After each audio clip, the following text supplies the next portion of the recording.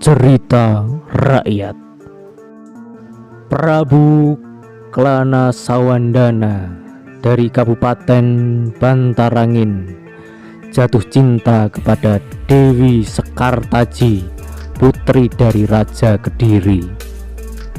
Maka diperintahkanlah Patih Bujanggano atau Pujangga Anom untuk meminangnya.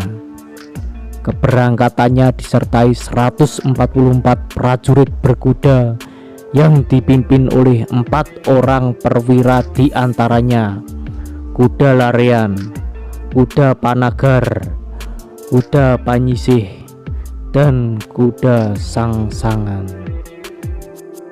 Sampai di hutan Wengkar, rombongan prajurit Bantarangin dihadang oleh Singobarong sebagai penjelmaan dari Adipati Gembong Amijoyo yang ditugasi menjaga keamanan di perbatasan.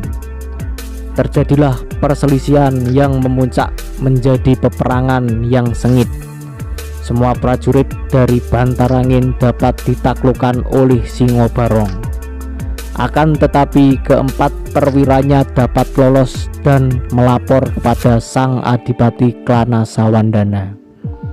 Pada saat itu juga ada 2 orang punokawan Raden Panji Asmorobangun dari Jenggala bernama Lurah Noyontoko dan Untup juga mempunyai tujuan yang sama, yaitu diutus Raden Panji untuk melamar Dewi Sekartaji.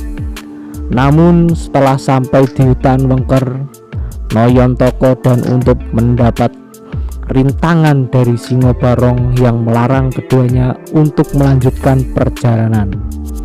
Namun keduanya saling ngotot sehingga terjadilah peperangan.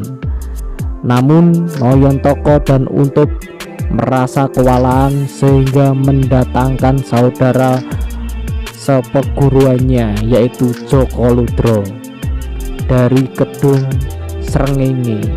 Akhirnya Singobarong dapat ditaklukkan dan dibunuh. Akan tetapi Singobarong memiliki kesaktian. Meskipun sudah mati, asal disumbari ia dapat hidup kembali. Peristiwa ini kemudian dilaporkan ke Raden Panji. Kemudian berangkatlah Raden Panji dengan rasa marah ingin menghadapi Singobarong. Pada saat yang hampir bersamaan, Adipati Klana Sawandana juga menerima laporan dari Bujanggano yang dikalahkan oleh Singobarong. Dengan rasa amarah, Adipati Klana Sawandana mencabut pusaka andalannya, yaitu berupa pecut Samandiman, dan berangkat menuju hutan Wengker untuk membunuh Singobarong. Setelah sampai di hutan Wengker dan ketemu dengan Singobarong, maka tak terhindarkan pertempuran yang sengit antara Adipati Klana Sawandana melawan Singobarong. Dengan senjata andalannya, Adipati Klana Sawandana dapat menaklukkan Singobarong dengan senjata andalannya yang berupa pecut Samandiman. Singobarong kena pecut Samandiman menjadi lumpuh tak berdaya. Akan tetapi berkat kesaktian Adipati Klana Sawandana, kekuatan Singobarong dapat dipulihkan kembali. Dengan syarat Singobarong mau mengantarkan ke Kediri untuk melamar Dewi Sekartaji. Setelah sampai di alun-alun Kediri, pasukan tersebut bertemu dengan rombongan Raden Panji yang juga bermaksud untuk meminang Dewi Sekartaji. Perselisihan pun tak terhindarkan. Akhirnya terjadilah perang tanding antara Raden Panji dengan Adipati Klana Sawandana yang akhirnya dimenangkan oleh Raden Panji.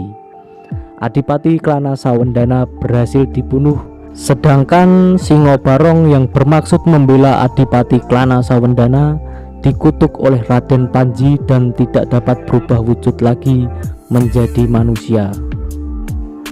Akhirnya Singobarong takluk dan mengabdikan diri kepada Raden Panji, termasuk prajurit berkuda dan Bujanggano dari kerajaan Bantarangin.